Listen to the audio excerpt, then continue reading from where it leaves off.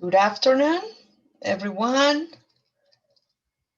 Okay, so I was making sure everything was working fine. All right. Okay, my name is Orani Marin Gonzalez. I'm the TOEFL and GRE Client Relations Director for Colombia, Mexico, Central America, and the Caribbean.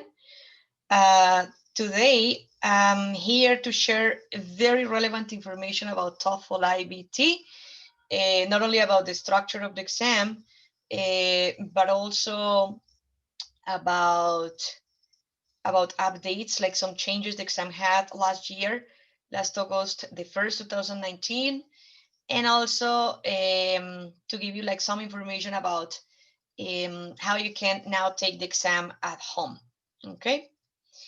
All right.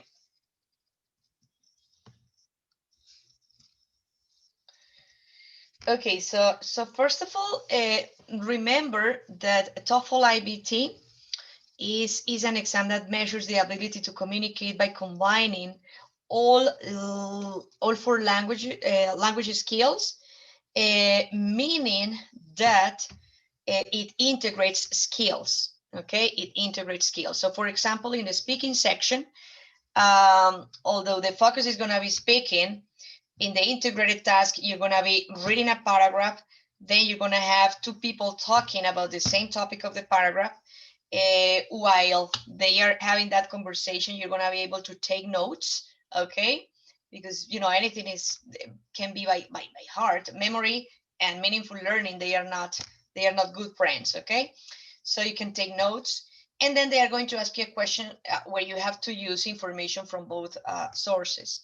So there we have reading, we have listening, we have writing because you're taking notes, and you have speaking, okay? So that's how it integrates skill. It is 100% academic, meaning that, for example, the conversations that you're going to find in the listening section of the exam, they are between a professor and student talking about a project, student and registrar talking about a document he or she needs, student and librarian talking about a reference book. Yeah, so everything is academic because the main purpose of the exam is to prepare you guys to survive in an academic setting, okay? It provides fair and objective scoring.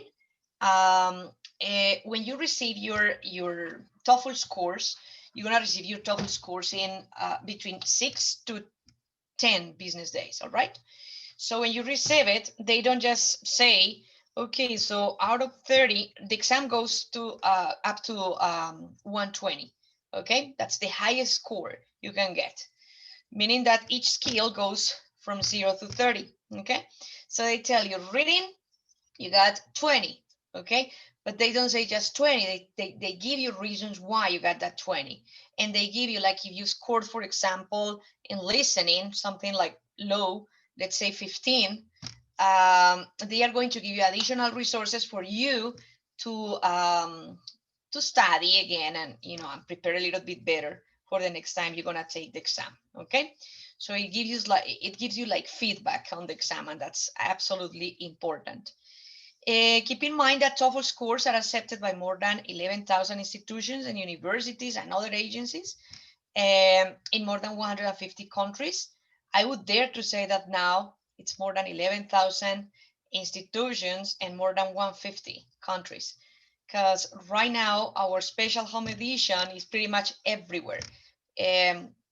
Talking about exams of this kind, this is the only accepted exam by universities all around the world, and that people can take online, can take at home. Okay, so this is why I think it is like these numbers are a little bit higher.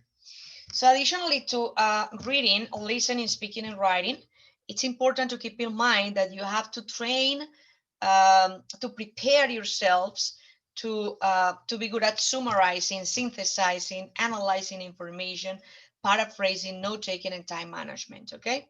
So these micro skills, I think, are extremely important for you guys to get like a good score, okay? Now, talking, for example, about note-taking and time management, these two, I think they go together. In the listening section, and not only in the listening section, the conversations that you're going to find in the speaking section and in the writing section, they do have like conversations and lectures. Those conversations and lectures are not complicated. They are not basic. I'm not going to tell you they are basic, but I'm not going to tell you they are advanced. Okay, they are intermediate. They are intermediate. So they are a little bit, many people say they are difficult because they are longer than, you know, like than the ones that we are used to have like in our regular classes in, you know, high school or at the university level. Okay, so they are a little bit longer. Like conversations are 3-minute conversations and lectures like 5-minute lectures. But they're, you know, English, like intonation, pronunciation, everything is very clear. All right. So the idea is that you take notes. As they are a little bit longer, you need to have the ability to take notes, okay? And that's going to help you a lot to manage time wisely as well. So last August the 1st, 2019, the exam had some changes, changes that were absolutely beneficial for candidates. So the exam in the past was a 4-hour exam. Now it is a 3-hour exam. So this is how it looks like now. So in the reading section, they took away questions. Okay, there were 14 questions per passage in the past. Now it is just 10. In the listening section, they took away lectures, 2 lectures. There were from 4 to 6 lectures. Okay, in the past. Now from 3 to 4. Questions remain the same. Then you have the break, it is a 10-minute break. Then you have the speaking. In the past, you had to work on 6 different tasks. Now you have to work on 4. And the writing section remains the same. So as you can see, it is shorter, and you know the impact that the length of the exam, of these kind of exams, has on the result. I think it is really meaningful. Okay. Now, people can take everywhere, all around the world, people can take the TOEFL IBT at home. There are some basic requirements that you can find in our website. You just type TOEFL IBT Special Home Edition, and you're going to see that those requirements, basically everybody could take the exam. You just need internet connection, a computer, and a couple of things that most of the people have at home. Okay. So please visit our website and check what the requirements are for you guys to take the exam at home. Additionally, this was at the beginning, this was like a transitory strategy at the beginning of this health emergency. So at the beginning, it was from March till June the 30th. Then they decided to extend the use of the platform. So they said, okay, this is going to be till September the 30th. And then before, like by September 15th, they said, okay, December 31st, 2020. Yes. And then it was like by the end September, October, like mid-October, they said, nope, this is going to be a permanent option. So this is going to be a permanent option. Candidates are going to have the possibility to take the exam at home, yes, if they meet the requirements, or they can definitely go to our TOEFL sites, the TOEFL sites that we have like in universities and other institutions. All right. Now, reading is the first part of the exam. Reading is the first part of the exam. So in the reading section, you're going to find from 3 to 4 academic passages, 700 words, that's like 3 paragraphs more or less, 10 questions, as I said before. Most of them are worth 1 point, and the last ones are worth more than 1 point. Not because they are more difficult, you're going to see it. I'm going to share with you like all the types of questions, the real types of questions that you're going to find in the TOEFL IBT. So you're going to understand why they are not the most difficult ones, but they have like a little bit more points than the first ones. The task design measures reading for basic comprehension and inference, and reading to learn. And the reading purposes are basic comprehension, learning, and inferencing. Passages are taken, this is important, passages are taken from college level textbooks and books or journals of general academic interest. Subject matter of the passages covers a variety of academic subjects at an introductory level of academic study. That's important. That's what I told you at the beginning. Not basic, not advanced, intermediate. Test takers do not need to be familiar with the subject material. You don't need to be experts on geology, architecture, etc. All the information they need to answer the questions will be included in the passages, okay? All reading passages represent three basic categories, okay, that we have here: narration, exposition, and argumentation, okay? So when I mention narration, we're talking basically about a description of an event or a historical or biographical topic, okay? Exposition is just a, an explanation of ideas. And then argumentation is just, to provide reasons leading mainly to a conclusion, okay? Some passages, they do have multiple focus, okay? They present information from more than one point of view or provide information that can be classified into different components. They generally fall into one of these categories: description, definition, sequence, procedure, cause effect, classification, compare, contrast, problem solution, etc. Okay. This is the most important part of this presentation. Here we have the types of questions. So this is a sample passage that was used a couple of, I think 2 years ago in an exam, in an official exam, okay? So you can take a picture. In fact, get ready with your cell phones, okay? And take pictures of the types of questions and all the information that I'm sharing with you. I think that's gonna be useful. So as you can see, grammar in here in this passage is not complicated, it's not really advanced. Vocabulary is not that complicated. Some of the technical words, this is about applied arts and fine arts. Some of the technical words that you can find in there, most of them, the meaning is implied in the context, okay? When there is a technical word whose meaning is not implied in the context, that word in the official exam is going to be in bold. So candidates can just click on the word and they are going to give you the meaning at the bottom of the page, okay? So this is the first question that you're gonna find. This is a vocabulary question. If your question is, Sorani, are these the same questions, same instruction, same questions that we're gonna find in the official exam? The answer is yes, even in the same order, all right? So in the animal world, the task of moving about is fulfilled in many ways. For some animals, locomotion is accomplished by changes in body shape. The word locomotion in the passage is closest in meaning to. There we have evolution, movement, survival, or escape. This is another type of vocabulary question. Some poisonous snake bites need to be treated immediately or the victim will suffer paralysis. In stating that the victim will suffer paralysis, the author means that the victim will lose the ability to move, become unconscious, undergo shock, or feel great pain. Sentence simplification. This is the next question. So you're going to be given a paragraph with a highlighted statement, and then which of the following best expresses the essential information in the bolded sentence?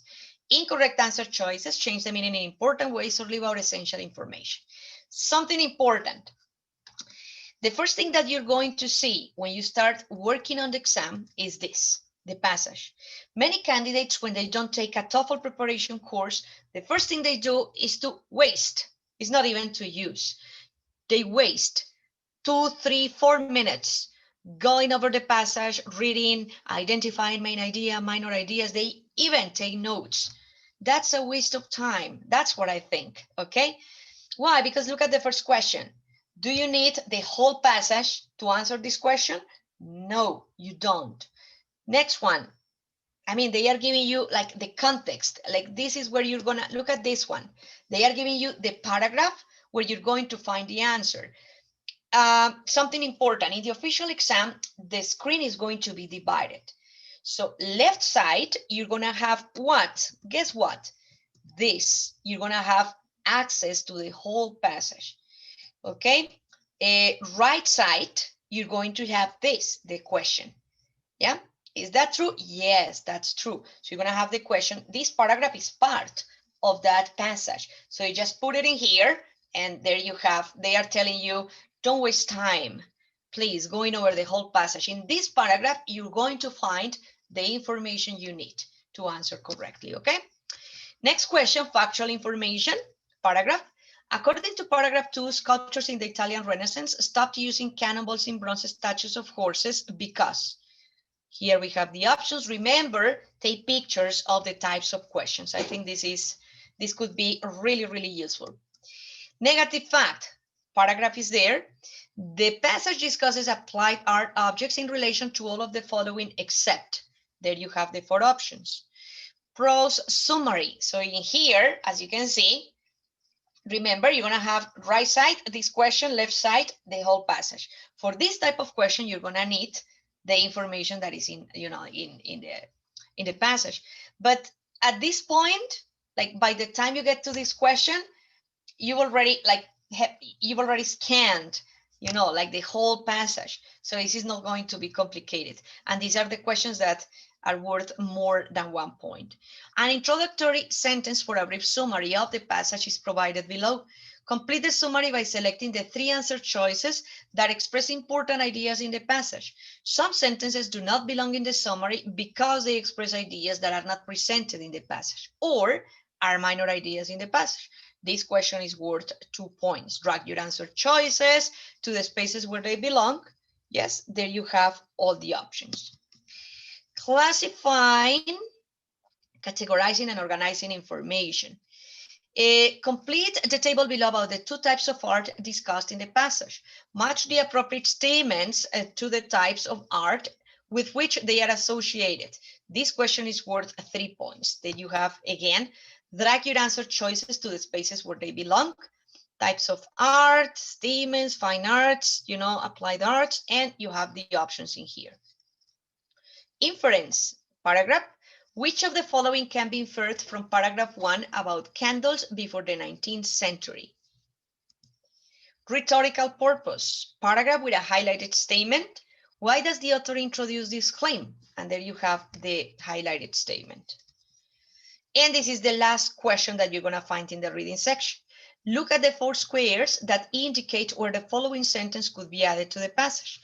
There you have the sentence that you need to add to the passage in the correct place. Okay, this is the last question. All right, so this is about reading. Now, let's talk about listening. These are the purposes in academic settings: basic comprehension, as in the reading section, pragmatic understanding, and connect and synthesize information. You're going to find from 3 to 4 lectures. I already told you that they are like 5 minutes long. And from 2 to 3 conversations, 3 minutes long. The exam is academic, so the conversations and lectures are discussions with professors, service encounters, and the lectures can be a monologue, or as it is in here, this is a monologue, basically, okay, or interactive. And different from the reading section, the types of questions that you're going to find in here, you're going to see that they are, that you're more familiar with them. So the first one, main idea or gist content question. What is the talk about? Simple. Type number 2, gist purpose questions. Why does the student visit the professor? Detail questions. According to the professor, what is one important result of using AHP? Understanding, pragmatic understanding questions. So here we have, what does the professor mean when he says this? And you're gonna just listen to one part of the conversation, okay? Attitude questions. What does the woman mean when she says this? All of Europe, and this is something that you're gonna listen to as well. Organization questions. Why does the professor mention the expansion of the railroad in the 19th century? Connecting content questions. According to the professor, what does the Hopi House demonstrate? And finally, making inference questions. So they are going to give you 2 replays, okay? And then what can be inferred about the students? Okay. Here I'm giving you some note-taking tips. Okay, I think it is very important because, listening, speaking, and writing. Remember that those 3 skills are going to have conversations or lectures. So remember that if you're taking the exam at home, these are the only 2 possibilities that you're going to have to take notes. So you can use a small whiteboard or a transparent sheet protector, both with erasable markers, okay? If you're taking the exam in a TOEFL site, okay, the first thing while you're checking in, like what the administrator of the exam or the proctor is going to give you is they're going to give you like 3 colorful sheets of paper, okay? So I think like folding the scratch paper could be useful because you're going to have more space to take notes. You don't need to ask a staff member for additional scratch paper like in the middle of a conversation, because that's going to kind of interrupt, the information that you're listening to, and you're going to be able to use both sides of the paper. Something interesting is that remember that when you're nervous, sometimes you take notes and two things. Probably you don't understand your own handwriting, or you start like writing and then taking notes, and then you don't remember if the professor said this and the student said this, etc. Because remember, everything is timed, and when all of us, when we're being timed, nerves are there, okay? So anxiety is there.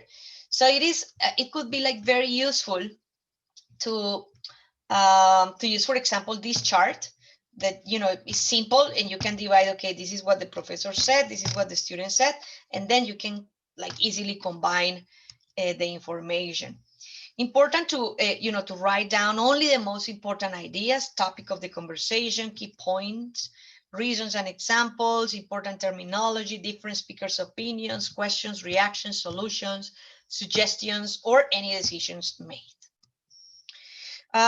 These are some examples of symbols and abbreviations that you could use in your TOEFL notes just to help, because sometimes, it is not that it is very easy to understand what they say, but sometimes we just don't have the time to write like full sentences. So using these symbols could also be helpful. After listening, you're gonna have a break, a 10-minute break, okay? And then the speaking section. So for the speaking section, you're gonna have to respond to 4 different tasks, 1 independent and 3 integrated. For the independent, you're gonna be given a familiar topic, and you're gonna be given 15 seconds to prepare your answer and 45 seconds to answer. For the integrated ones, you're gonna have to read a paragraph. It is not a passage like the ones we had in the reading section. It's just a paragraph. Generally, it is a proposal or an announcement. Then you're gonna have 2 people talking about the same topic of the paragraph, and then they are going to ask you questions. Remember, you can take notes while they speak. And then they are going to ask you a question where you have to use like information from both the paragraph and the conversation. 2 of those kinds. And then 1 that is going to have just listening, just a conversation. You have to identify main idea, details, places, places, dates, look, what else? Names, reasons, again, opinions, all that information that is going to be useful for you to answer correctly, okay? All right. Something interesting about this exam is about this section is how they score. For example, the speaking section and even the writing section, it is the same. It is holistic. So most of us in the past, we were given a grade on an oral exam based on grammar, period. You got this score because of past tense, because of present perfect, because the reported speech structure was not correctly used, because this passive voice was not, etc. Grammar, grammar, grammar, grammar. Here they are going to take into account intonation, pronunciation, fluency, grammar, of course, vocabulary, and progression of ideas, how coherent you are. So they are taking into account like everything you do, like all your possible efforts to answer correctly. You can visit our website and download these rubrics. These are the same rubrics that the scorers use to score the exam. Additionally, because they want to be 100% objective, they use benchmarks, okay? What are benchmarks? Benchmarks are points of reference. So each scorer is going to have, again, the rubrics and pack of benchmarks. So I'm gonna give you right now the possibility to listen to how, for example, the rubrics in the speaking section, they go from 0 to 4. 4 is the best score you can get, okay, based on the rubrics. So here I'm gonna give you the possibility to see how a level 4 response looks like, a level 3, level 2, and level 1, okay? So pay attention to this. Okay, let me share something here.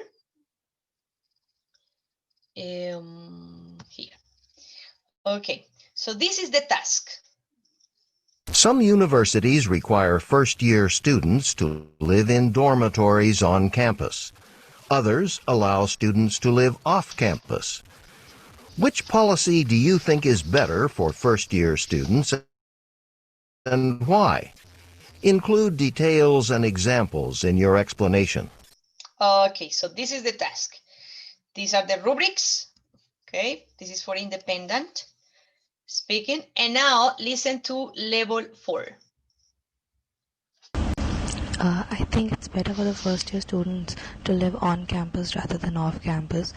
Main reason because they are new to the city and it's safer for them to live on campus where there's more security because they don't know much about the city in the first place.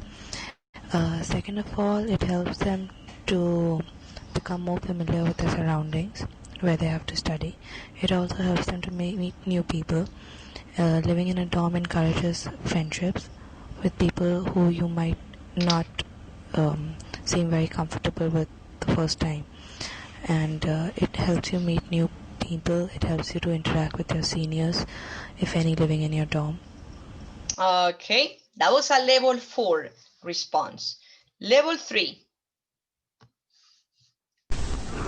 I think the better policy is to make students live in the dorm, because the first year student live in the dorm because I think it's safer first, because most of them come from other town, so they don't really know their environment, so I think it's safer.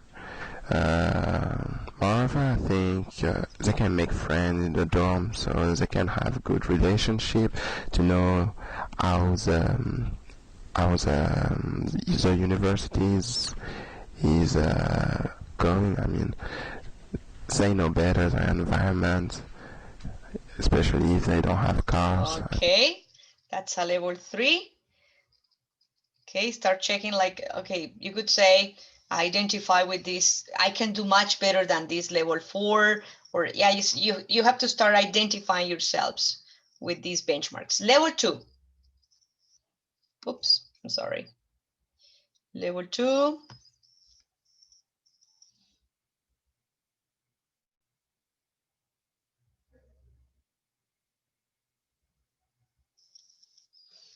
The policy of students to live in dormitories on campus is better according to me, because it gives them time to know about the city, and it is more easy for them to live in dormitories on campus. They don't face much problems.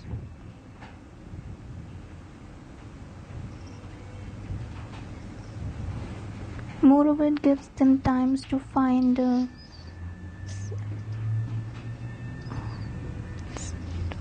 Okay. Choose having problems. Now level 1. I think The dormitories living, the students lives in dormitories very close to each other, students, so they familiar to each other, so proceed students' relationship and communication, so very familiar.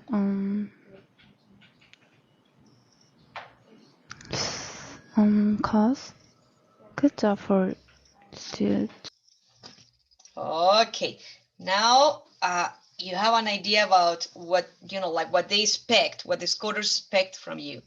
As you could see, any of those responses was perfect. Not even level 4, not even level 4.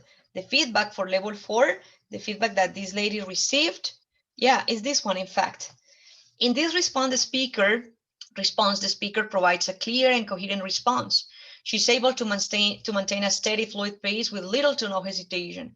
Her pronunciation is very good. There is minor but noticeable first language influence on stress and intonation patterns. It was not perfect, but they do not obscure meaning for the listener. She demonstrates a range of vocabulary and grammar that is appropriate to the task. In general, the response is well developed. The speaker clearly states her opinion and provides several reasons for her point of view. She then explains each reason in varying degrees of detail. There's a clear progression of ideas and an ease of presentation typical of a level 4 response. At the end of the session, I think we're going to have the chance to interact a little bit. So if you give me your emails, I can definitely share with you the rest of the feedback, for level 3, level 2, and level 1. Now, because of time, it is not possible, okay? Now, that was the independent. This is the integrated. Remember that you're going to have a paragraph, then you're going to have a conversation, and then a question. You're going to be able to take notes while you listen to the conversation. And then in the response, you're going to have to use information from both the reading and the conversation. For this one, you have a little bit more time. You're going to have 30 seconds to prepare your answer and 60 seconds to answer. Okay? This is an example. This is an example of the length of the paragraph that you're going to have for this integrated speaking task. So as you can see, something short, easy to understand. Again, take pictures. Okay? Easy to understand. And then, as I told you, you're going to have the possibility to listen to these two people talking about the same topic. I'm going to play the conversation just for you to understand, to see that that the level of these conversations is not advanced, okay? It's intermediate. So just listen. Jim, you're in the choir, right? What do you think about what they're doing next year? This article. I really like it. Yeah? Yeah. The new director's right that it will motivate us. How's that? Well, some of the other schools are really good, so we'll really have to work hard to go up against them. Yeah. I mean, right now we don't rehearse more than once a week, but if we know we'd be competing with other schools, we probably rehearse more often and improve our singing a lot. That's true. The more you practice, the better you get. So, what about what the article said about how this will help the program? I hope it works. Right now, our program is pretty small, but we have some really talented people, and it would be great to attract even more people. So, how will this plan help? Well, if we go to these off-campus events and other people hear us and think we're really good, we might be able to get some new students interested in coming to this university, to be a part of our music program and perform in our choir concerts. You're right. I hadn't really thought about that. Okay. Easy to understand. Yeah, easy for you guys to take notes. So you just need to, again, take a TOEFL preparation course and try to be more familiar with this type of conversations, okay? This is the question. The man expresses his opinion about the change described in the article. Briefly summarize the change, then state his opinion about the change and explain the reasons he gives for holding that opinion. And that's it. These are the rubrics for the integrated speaking task. And that's it.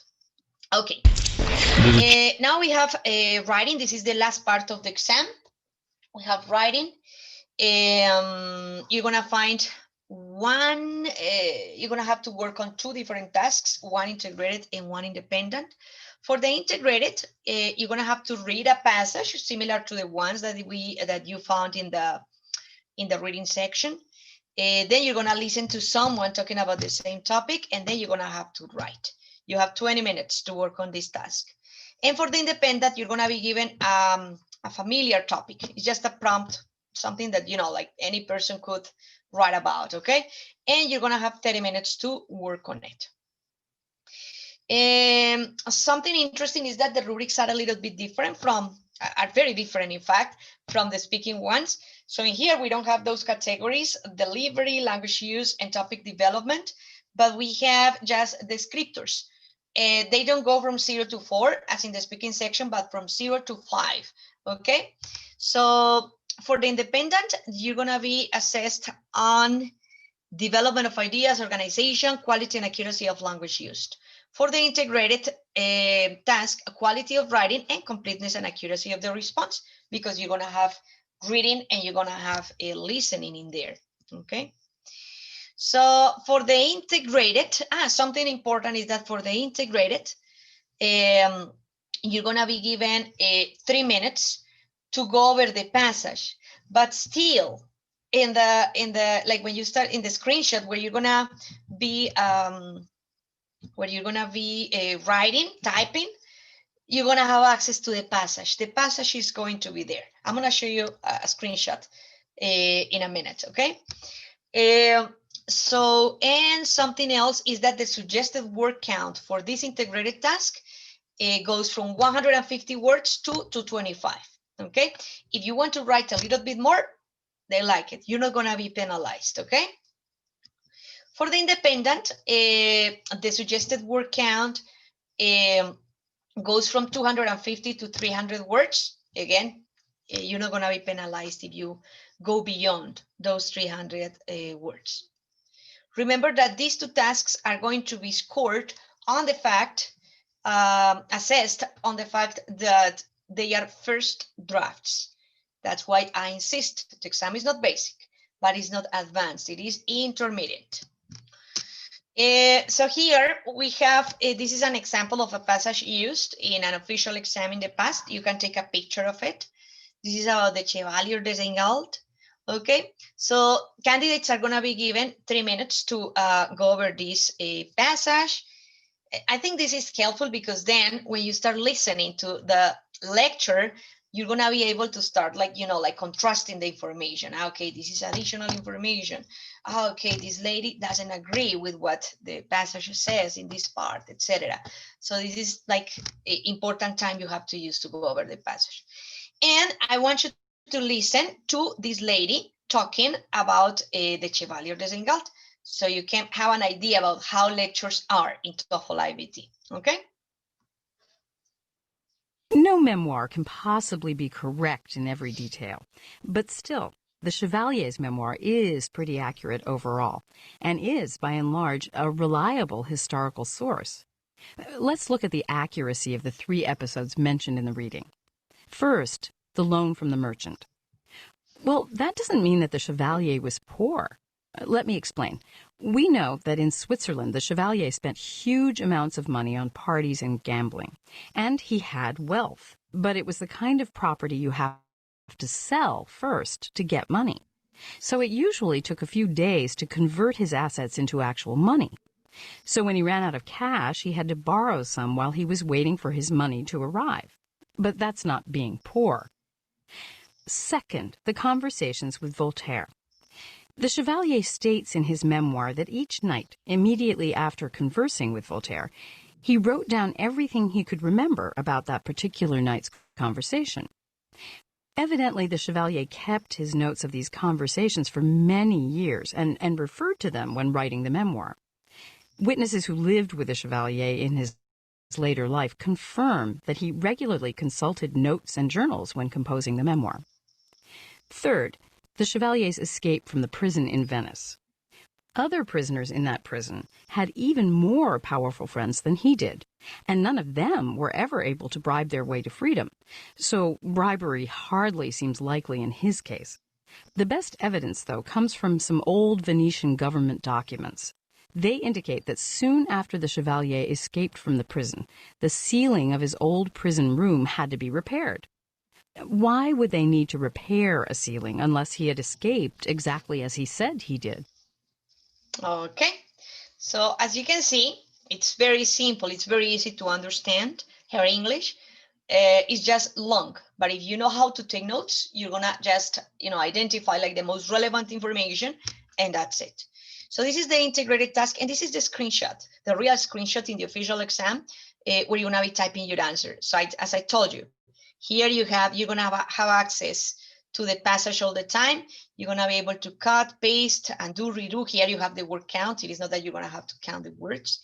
Here you have the directions, the questions, summarize the points made in the lecture, being sure to explain how they respond to the specific points made in the reading passage. So this is where you're gonna use your notes, basically. Okay, all right. And these are the rubrics. Okay, here I have, this is an example. I want you to, I would like you to take a picture of this. This is an example of a level 3. Okay, remember this goes from 0 to 5. Level 3 response. So I want you to, at home, take a look at this response and analyze. You're gonna find many mistakes, of course, because this is an original sample answer from a real test taker. Okay, if you want to have access to the other 4 benchmarks, again, you can give me at the end of the session your email, and I'm gonna share the information with you. Okay. All right, and finally, this is the independent writing task.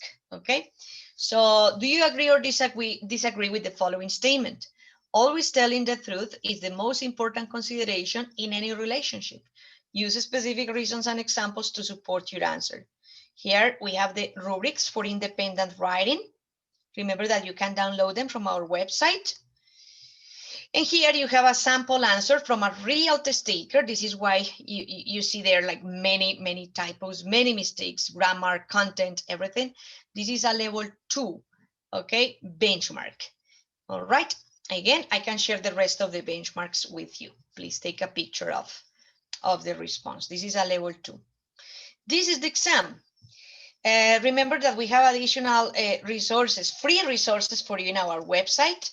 This one is very interesting. This is the TOEFL Go Anywhere. Here you're gonna find a box that is called Destination Search. Here you can search by location or institution.